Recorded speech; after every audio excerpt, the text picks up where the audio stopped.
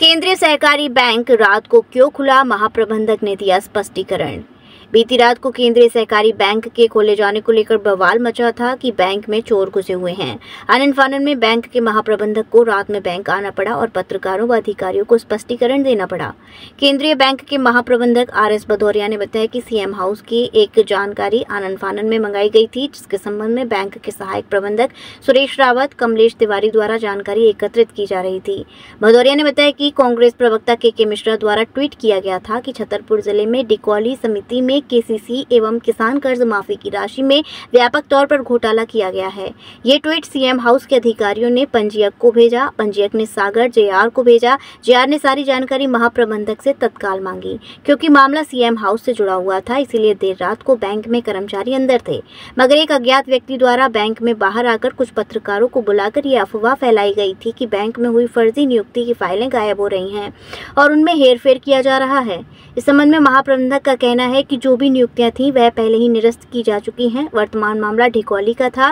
डिकौली में एक ही परिवार के 12 सदस्यों का कर्ज दिया गया था एवं इस समिति में कर्ज माफी की 4 करोड़ 83 लाख रुपए की राशि किसानों के खाते में समायोजित की गई थी। इस संबंध में बैंक के अध्यक्ष करुणेंद्र प्रताप सिंह ने पत्रकारों से चर्चा करते हुए कहा कि रात्रि को हमारी बैंक के अंदर जो अनाधिकृत व्यक्ति घुसा था, उसकी कैमरे से CCTV फुटेज निकालने के बाद FIR दर्ज कराई जाएगी और बैंक में आवश्यक काम होने पर बैंक रात्रि में खुलता है। कल रात में बैंक में घटना हुई, क्या पूरा मामला है? घटना कोई भी नहीं हुई। सुबह हमें पता चला, GM साहब से हमने बात की।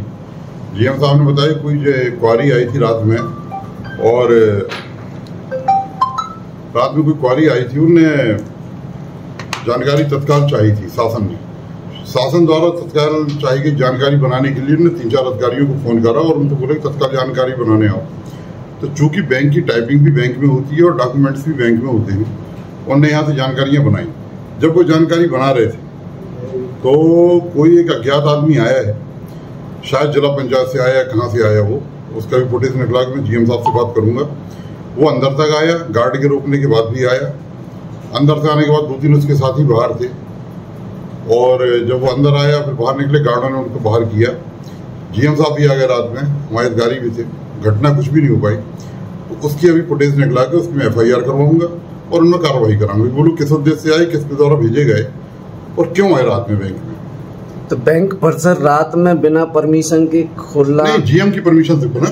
अच्छा, GM ने बोला उनसे जानकारी बनाने के लिए, तो उन्होंने बैंक का जो हमारा बैंकिंग एरिया है वो नहीं खोला। ये जो ऑफिस बगल में है, ऑफिस में आके उन्होंने ऑफिस में दस्तावेज निकाले और उसकी जानकारी बना के तत्काल उन्होंने रात में भोपाल जानकारी भी भेजी।